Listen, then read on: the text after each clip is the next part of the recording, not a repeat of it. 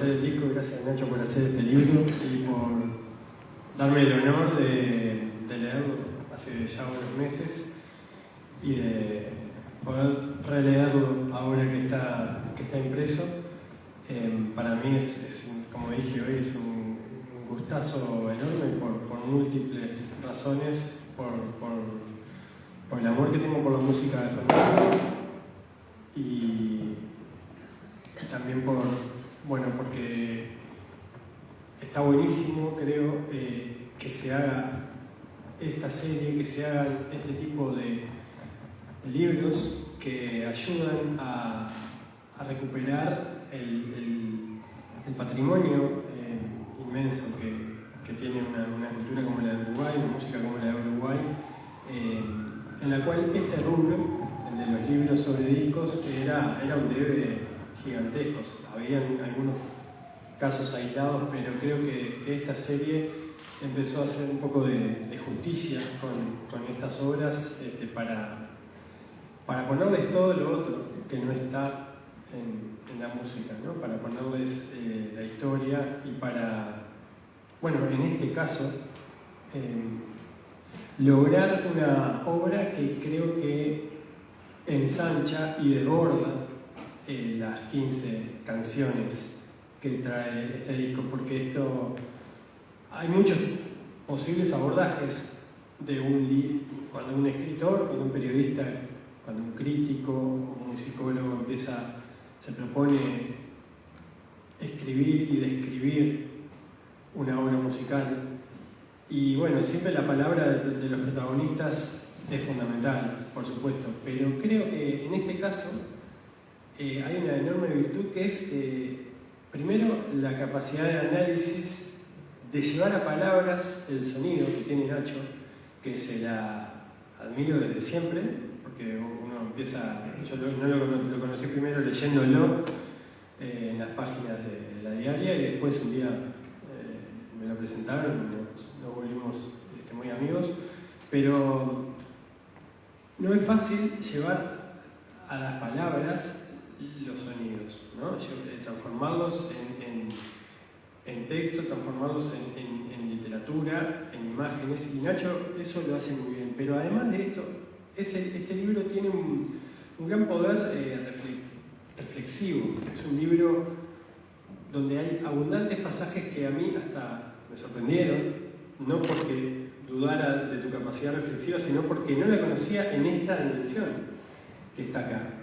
Algunos dicen que uno encuentra su mejor versión escribiendo en la escritura. Y Nacho, si vos hablas con él, es un tipo más bien parco, pocas palabras, con un gusto por la ironía muy particular.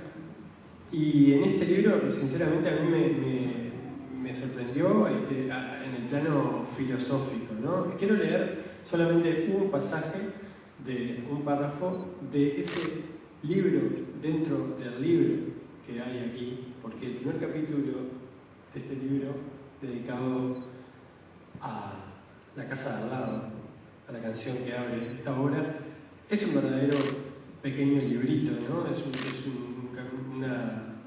ensayo muy extenso, pero tampoco excesivo, sobre esta canción. Y por ejemplo, en un momento dice así: pero algunos versos funcionan como máximas que recubren e impulsan todo. Somos como brujos del reloj, resume la esencia de La casa de al lado, sin necesidad de aclaraciones o interpretaciones rebuscadas. Es como si Cabrera hubiera sido embrujado por aquellos restos de relojes que miraba en la tapa del tiempo está después, para adquirir el poder de hacer lo que quiere con el tiempo y terminar de desarrollarlo en el siguiente disco. El cantautor hechiza el reloj, no el mero instrumento, sino el símbolo de lo único que somos, de lo que somos esclavos todos por igual y de manera irreversible.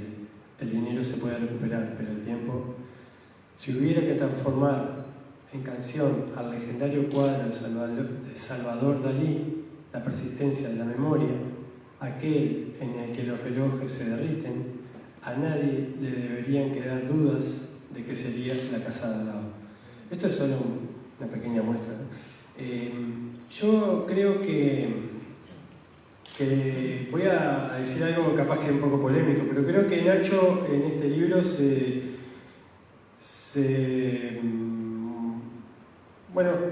muestra como algo que no es. Creo que Nacho nos mintió a todos, es un buen mentiroso y un gran mentiroso en este libro. Porque él te vende un libro sobre Fines, sobre este disco de Fernando, publicado en el 93, este disco que para él es el disco que siempre tuvo claro que se tenía que hacer un disco de Cabrera y hacer un libro en esta colección sobre un disco de Cabrera, iba a ser Fines. Él lo desarrolla, este concepto, y lo fundamenta.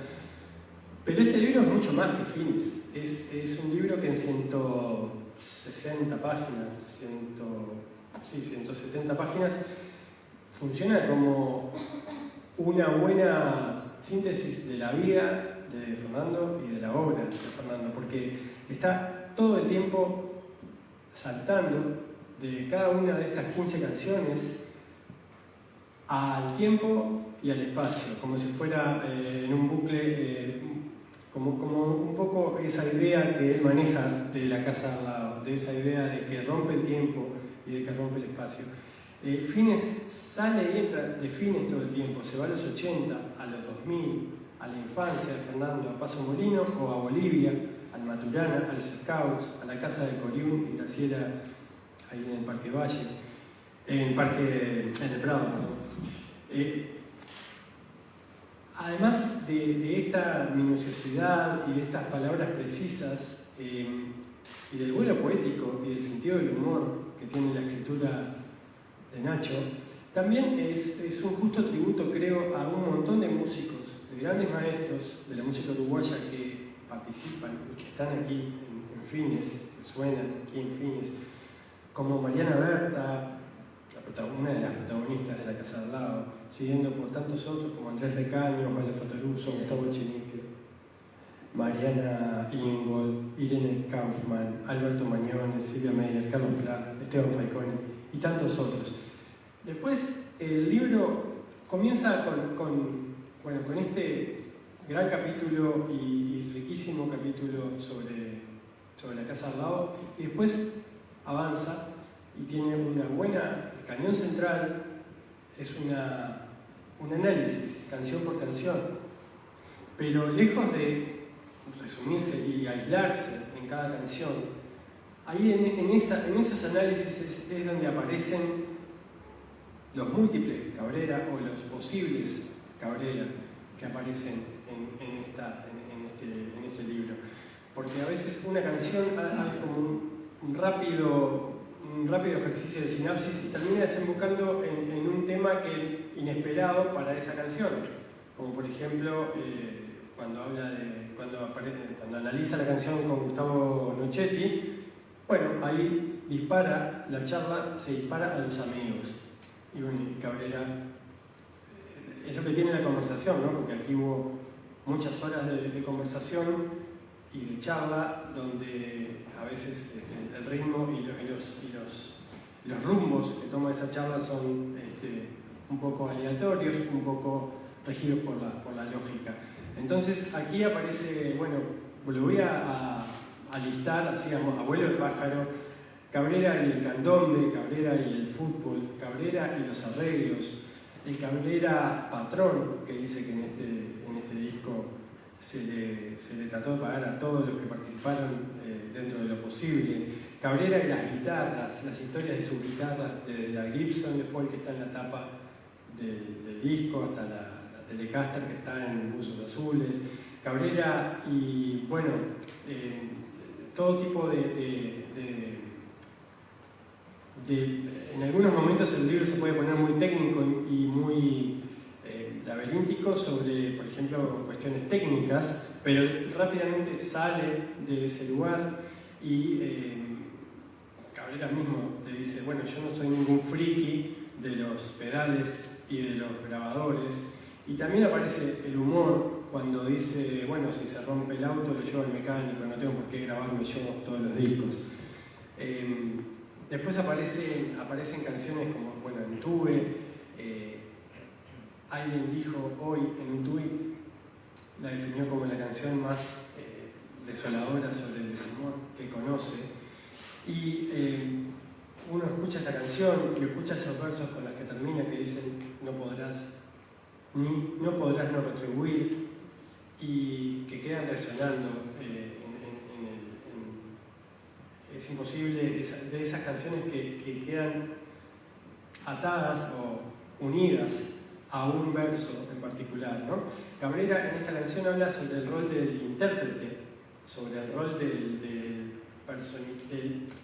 del narrador, sobre el ubicarse, quien canta la canción, salirse, desdoblarse de sí mismo y no necesariamente ser siempre, estar siempre personificado en cuanto a poder generar personajes, ¿no?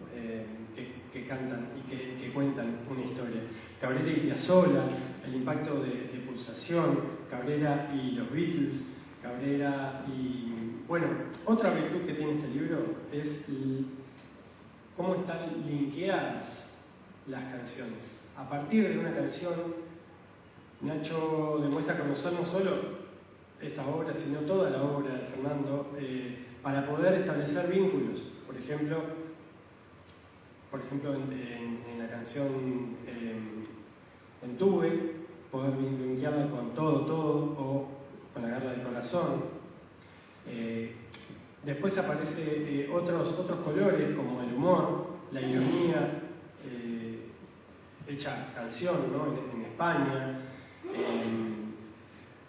Es una canción abrasilera, pero en este capítulo Cabrera habla mucho sobre Bolivia, sobre su historia con Bolivia, sobre Sergio Prudencio, sobre todo lo que aprendió de esa especie de Stockhausen del altiplano, como lo presentan y lo definen en la charla. Y también habla sobre Durana, una obra sinfónica inconcebible que grabó con la Orquesta Experimental de Instrumentos Andinos. Bueno, la balada de Astor Piazzolla, la historia de esa canción escrita de un tirón, la historia de esa canción, quizás el mayor impulso creativo resuelto con mayor velocidad en toda tu obra, si no me equivoco. De escuchar la noticia del accidente del ACV de Piazzolla y de componerla en ese mismo momento, ¿no? En los siguientes minutos, en la siguiente hora y media, 2 horas. También habla sobre lo que significó verlo en vivo, ¿no? a Astor, y que lo vio 5 veces. Después aparecen los títulos ambiguos, Cabrera y los títulos, sobre el uso y sobre la dimensión que el título puede tener cuando complementa una letra de una canción, cuando el título no está en la letra, pero la complementa. Y cuenta la historia de Tobogán, que es alucinante enterarse de que ese día Cabrera estaba muy resfriado, o estaba con un griposo, lo dice así. Y Pesano se quedó con la toma 0. La primera toma, que casi que era como un ensayo para Fernando, terminó, le dijo, ya está, es esta. También aparece, aquí aparece el link con Te abracé en la noche, y yo creo, lo dice Nacho, que aquí puede haber una semilla en esta canción, Tobogán, del Cabrera, del sonido de Fernando de los últimos 10 o 15 años, de ese viaje a la semilla de la canción con el que viene insistiendo, por suerte, y persistiendo en su propuesta de sustracción, en su propuesta escénica, en la que lo venimos viendo desde hace ya un buen tiempo y que no tiene ninguna intención de abandonar. También hay aquí una buenísima reflexión sobre las canciones tristes, una reflexión de Nacho sobre las supuestas canciones tristes y sobre la diferencia entre una canción triste y una canción sobre algo triste, y sobre la alegría y la belleza que puede aflorar en una canción supuestamente triste. Así continúa el libro, uno se lo va devorando, aparecen los Beatles nuevamente en Reina, aparece la prosopopeya, esa forma poética de la que Fernando es tan afecto y que dice que apareció en forma autodidacta, que puede oírse en la azotea, ¿no? Con esa ropa humanizada. La ropa mira para acá. Aparece Cabrera y el trabajo, Cabrera y sus trabajos, Cabrera y los camiones, Cabrera y la casa del tornillo.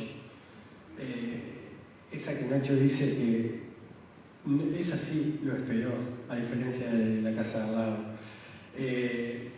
En Mudar hablamos de los amigos, hablamos, digo yo, hablamos, dijo el mosquito.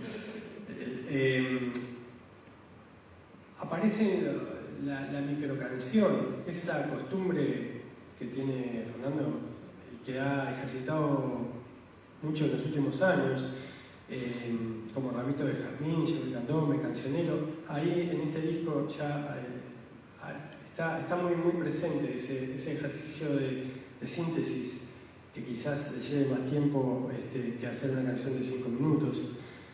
Bueno, de hecho, hay una microcanción en este disco, una canción que tiene 1 minuto y poco, sobre la cual Fernando escribe 11 páginas, o sea que hay mucho para decir a veces sobre algo que dura un instante. Tenemos un ejercicio también de imaginación que es en Pueblo.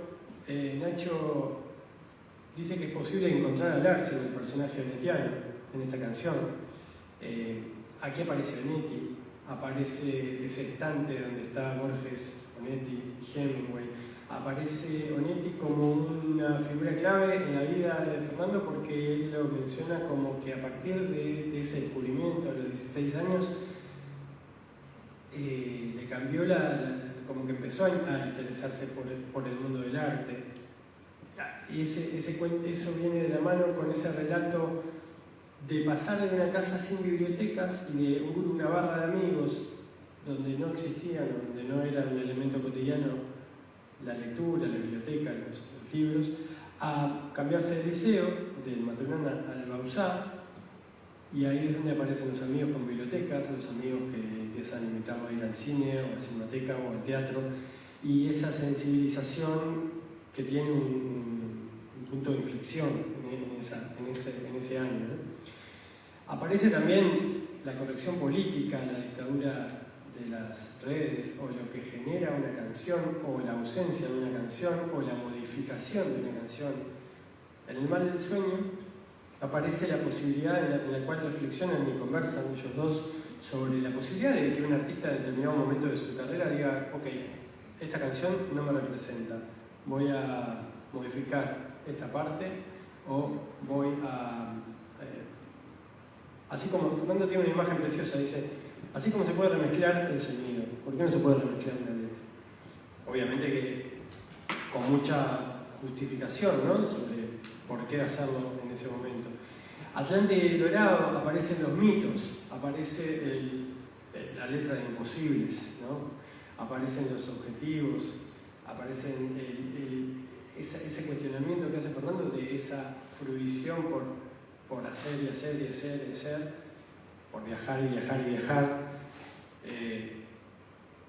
por la aventura. Y cuando dice, bueno, capaz que, como dice la letra, ¿no?, lo poco que hagamos vale cortar la nada, él dice: ¿por qué que seguramente una persona que pueda estar bajo un árbol tomando mate y reflexionando ya está haciendo, y mucho? Atravesar océanos, dice, ¿para qué? Bueno, y nos acercamos al final y aparece Salvataje, aparece un tour de force que aparece en esta canción, que es Mateo y Citarrosa, juntos, nada más lejano, dice Nacho, ¿no? Sin embargo, es muy lindo verlos cómo se conjugan y cómo se armonizan esos dos acordes o esos dos conjuntos musicales tan disímiles. Bueno, y así continúa este libro, termina con Décimas porteñas y Blues del adiós. Y sobre el final, Nacho hace un balance, un capítulo final, todo como dice la canción, habrá un comienzo y habrá un final. Luz del Adiós lo define como la canción perfecta para cerrar cualquier obra, y especial, en particular esta. Y en ese capítulo de Epílogo es donde Nacho habla con Pesano, habla sobre el concepto sonoro del disco, habla sobre todo el proceso técnico de la grabación, con unas cuantas precariedades técnicas por las circunstancias de la época, pero a su vez con una riqueza en el intercambio que hubo entre los protagonistas y particularmente entre Cabrera y Pesano, Oscar Pesano, que fue los oídos de este disco, ¿no? En el estudio de Washington y Cristina. Ahí es donde aparece esa síntesis final, donde Nacho retoma algunas de esas reflexiones que estaban en la casa de al lado, en esa introducción, y le da un cierre muy orgánico, muy conceptual, donde esos mismos conceptos que en la novela al principio cierran después de haber repasado, después de haber atravesado todo el disco. Entonces, quiero recomendar fuertemente que lo lean, que lo van a devorar y describirlo como una experiencia tremendamente placentera. Es un viaje, y especialmente si uno lo va leyendo mientras va escuchando el disco, ¿no? Placentera y provechosa desde el cambio, desde la gran cantidad de oportunidades que presenta este libro de Nacho, de descubrir, de aprender, de descubrir cosas nuevas, de descubrir conceptos, también de discutirlos, de cuestionarse a uno mismo también con respecto a algunas formas de la apreciación de la música y del arte. Para mí fue una gran alegría, un gran placer leer este libro y más aún poder comentarlo aquí. Así que bueno, muchas gracias, Nacho. Yo quiero preguntarte por qué... ¿Ahí se escucha? Ahí se escucha. No, que me da pena por los que compraron el libro, pues se lo contaste todo, básicamente. No, créanme que no. Créanme que apenas fue un paneo de titulares. No, ¿qué me quería preguntar? ¿Por qué fines? Porque vos lo has dicho, vos me lo dijiste el primer día. Sí. Pero bueno, te lo pregunto a vos. Primero, gracias a todos por venir, a familiares, amigos, conocidos, desconocidos. Porque compren el libro, es lo que importa. Elegí Fines porque el disco me encanta, obvio, y me encanta principalmente porque tiene La Casa al lado, que es una de las canciones que a mí me obsesiona. Porque es que yo tengo un problema que hay pila de cosas que no me interesan, o si no me paso para otro lado, me obsesiono, al punto de analizar y ponerme a discutir con gente sobre eso. Pero eso no es suficiente, porque hay pila de cosas que me encantan y me obsesionan, y no por eso me puedo escribir un libro.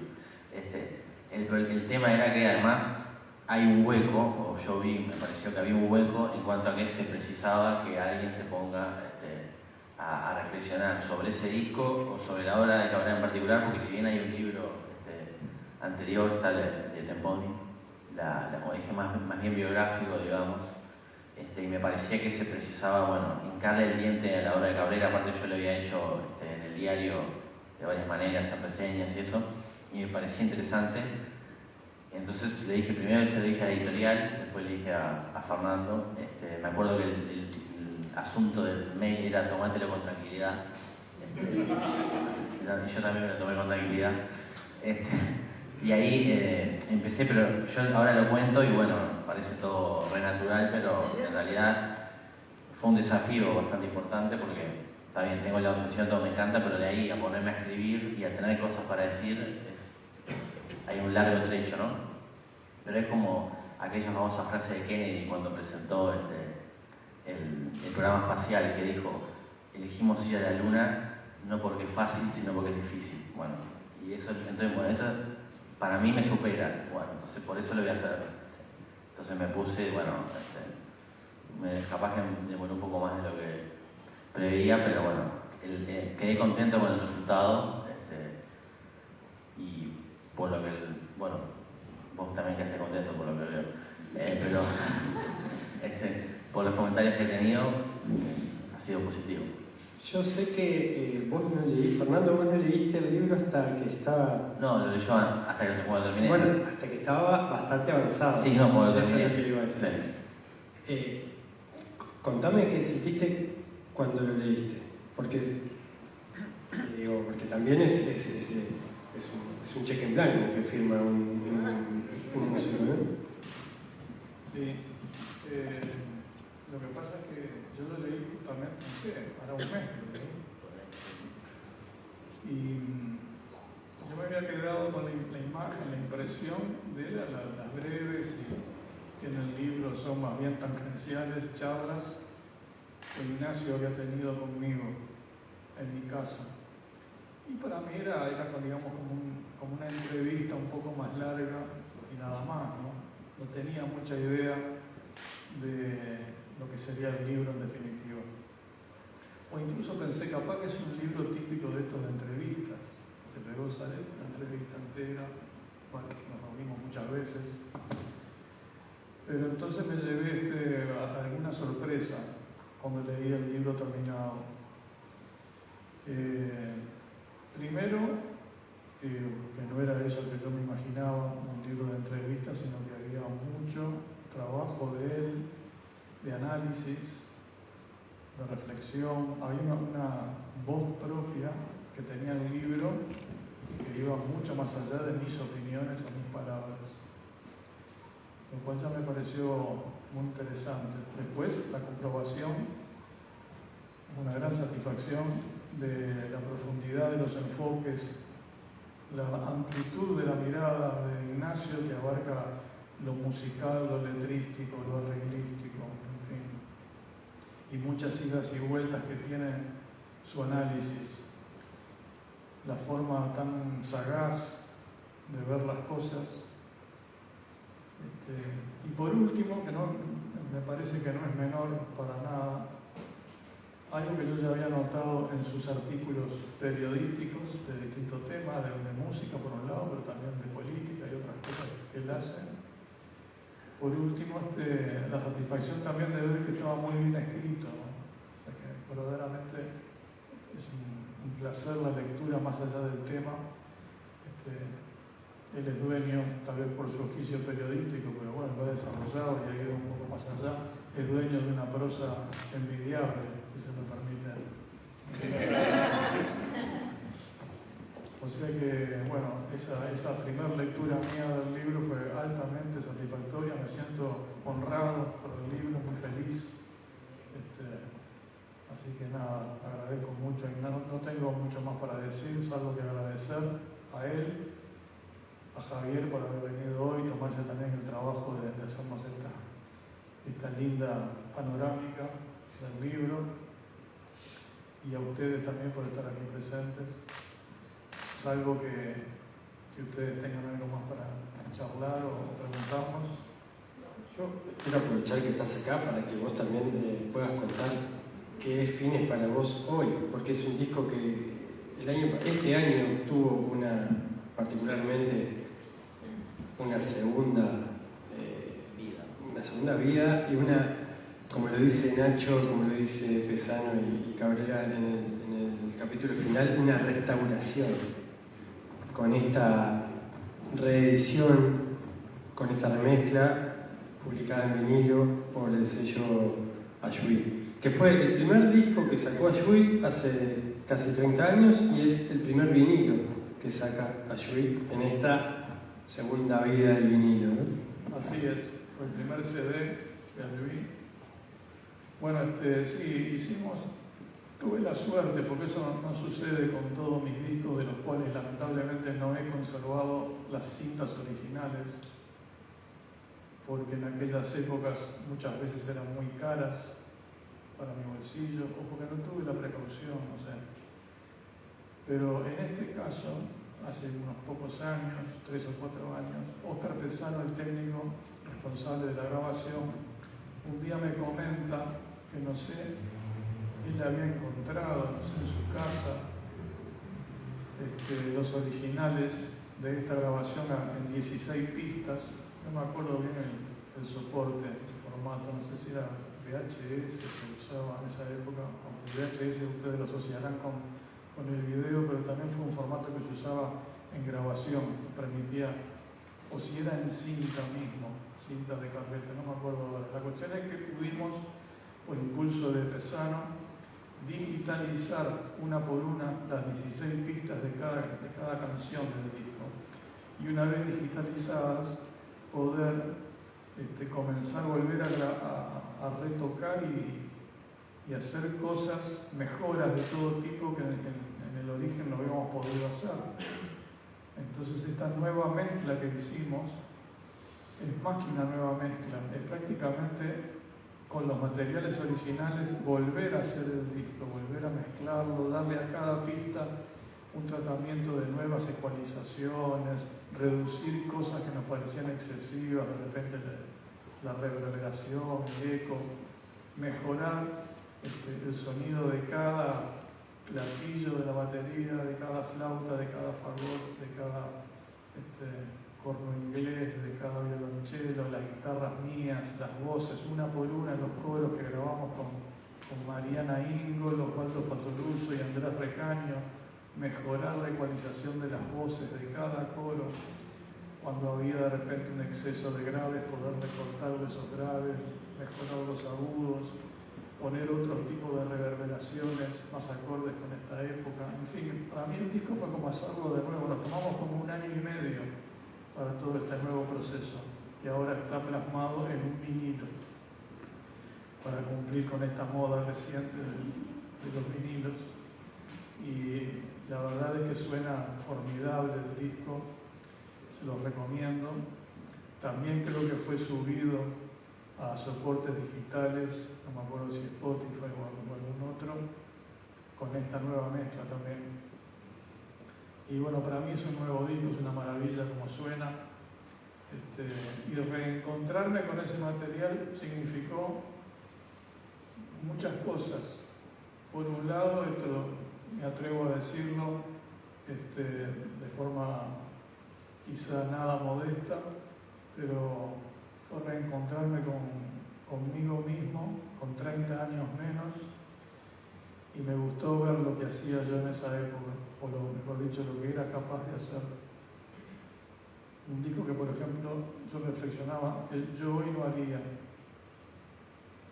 porque creo que hoy me daría una pereza enorme, o no me daría el tiempo o la voluntad de hacer todos esos arreglos. Hoy harías todas en formato tobogán. Sí, haría todas con la guitarra yo solo y chao.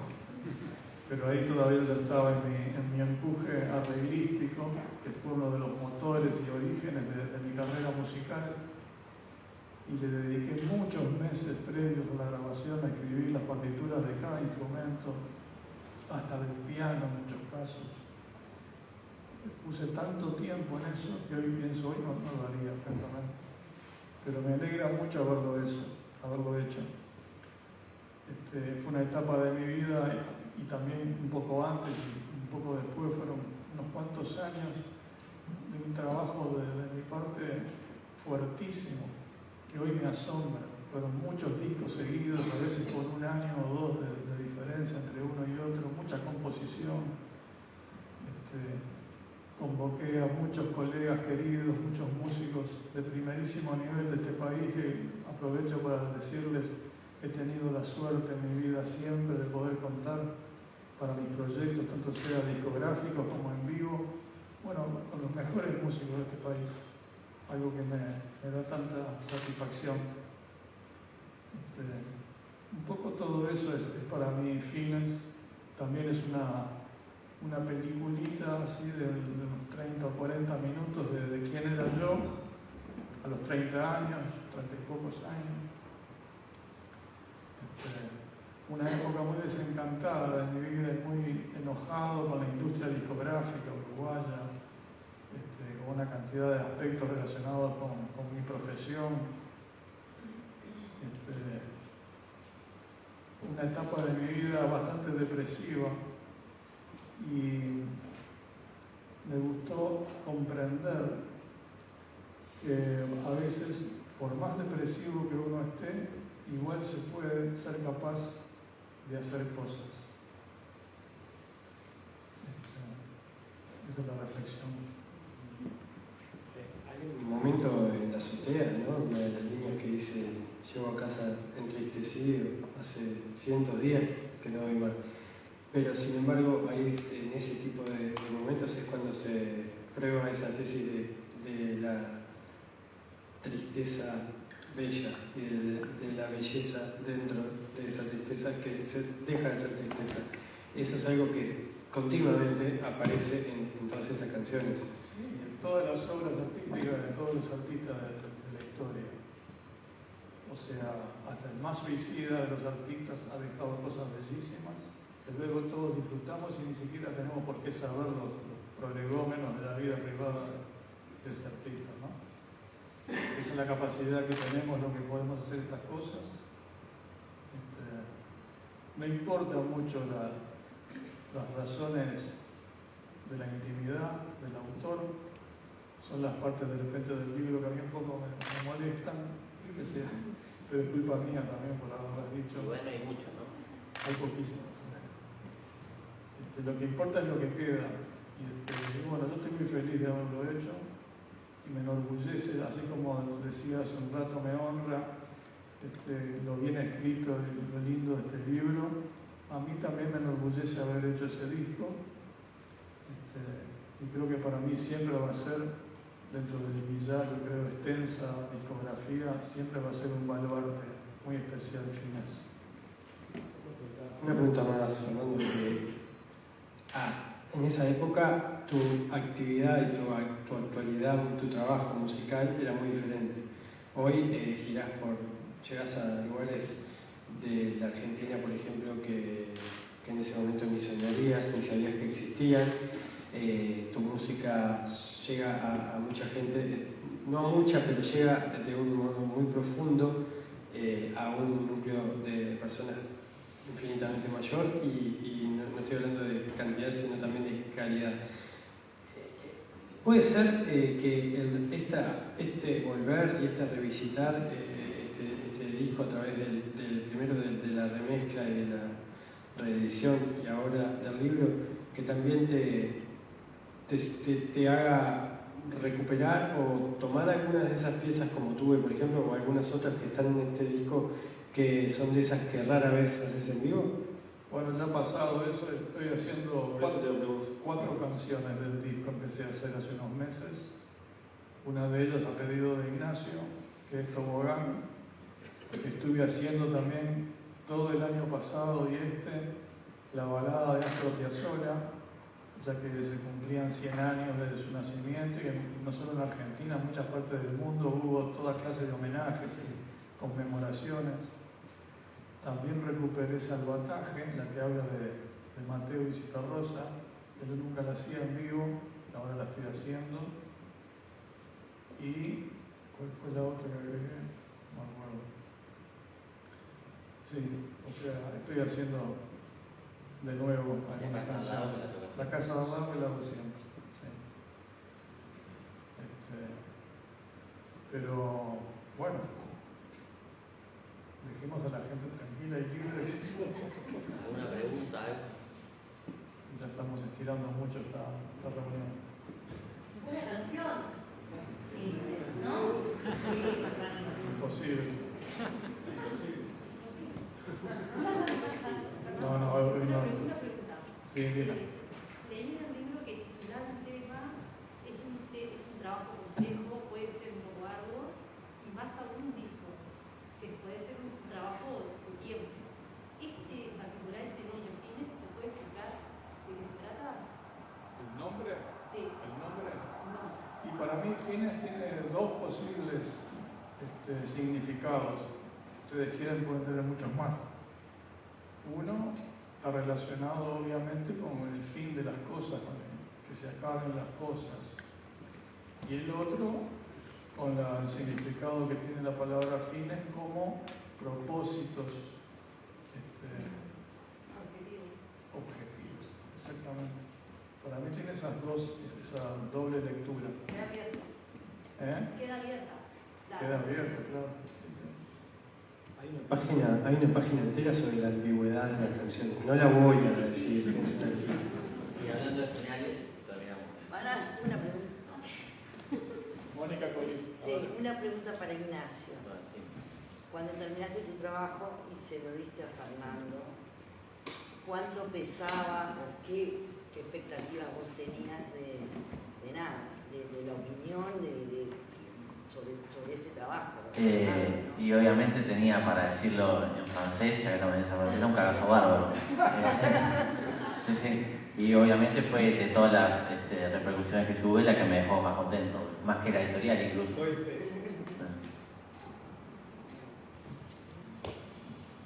Hablando de fines, terminamos. Muchas gracias.